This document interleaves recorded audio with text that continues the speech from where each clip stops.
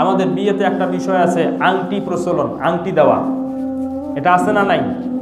আংটি দেওয়ার প্রচলন, তাও আবার দেয় স্বর্ণের আংটি।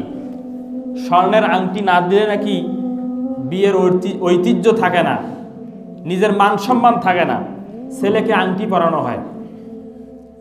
এখানে একটা পরিষ্কার বিষয় আপনারা শোনেন, মেয়েদের জন্য সমস্ত সাজসজ্জাকে বৈধতা ঘোষণা করা হয়েছে। ছেলেদের ক্ষেত্রে দুইটা জিনিসকে কঠোরভাবে নিষেধ করা হয়েছে। এক নম্বর স্বর্ণের ব্যবহার, দ্বিতীয় নম্বর রেশমি পোশাক।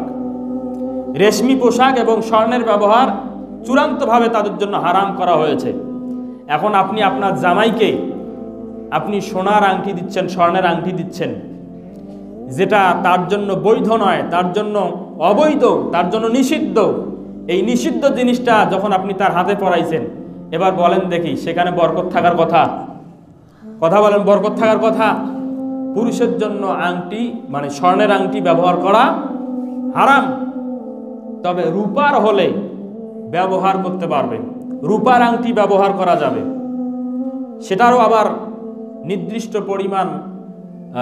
নির্দিষ্ট পরিমাণ ওজনের হতে হবে। 4.48 ওজনের আংটি সে ব্যবহার করতে পারবে, এর থেকে বেশি না, এর থেকে বেশি ব্যবহার করতে পারবে না।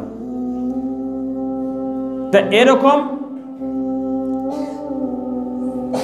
এই স্বর্ণের আংটি পুরুষরা তাদের নিজেদের কাছে রাখতে পারবে, সেটা ব্যবসার খাতিরে। কিসের খাতিরে? ব্যবসার খাতিরে। মনে করেন সে ব্যবসায় যাচ্ছে অথবা কোথাও ভ্রমণে যাচ্ছে, পথের মধ্যে তার টাকা পয়সার প্রয়োজন হতে পারে, তার জন্য অর্থের প্রয়োজন হতে পারে, সেই দিক বিবেচনায় সে স্বর্ণের আংটি সাথে রাখতে পারবে। এটা ব্যবসার জন্য। ভ্রমণে গিয়ে যদি কোনো সমস্যা, অর্থনৈতিক সমস্যা দেখা দেয়, সেক্ষেত্রে সেই স্বর্ণের আংটি ব্যবহার করতে পারবে।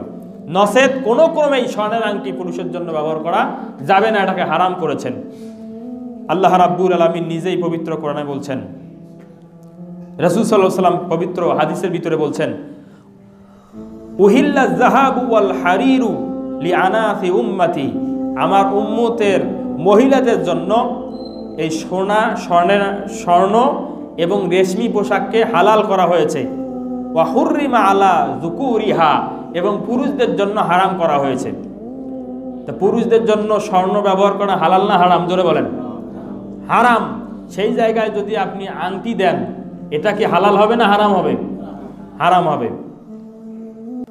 এই হারাম জিনিস এই বৈধ একটা সুন্দর অনুষ্ঠানে ঢুকানোর ফলে এই অনুষ্ঠানকে কলুষিত করছে।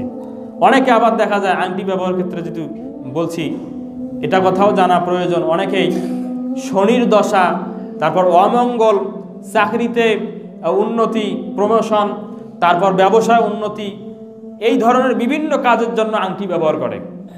এমন আছে না নাই? এমন অনেকে আছে পড়াশোনা ভালো করার জন্য এই আংটি ব্যবহার করলে আপনার এই উপকার হবে, এই আংটি ব্যবহার করলে ওই উপকার হবে, এই আংটি ব্যবহার করলে আপনার ব্যবসা ভালো হবে, এই উদ্দেশ্যে কোনো আংটি ব্যবহার করা হারাম।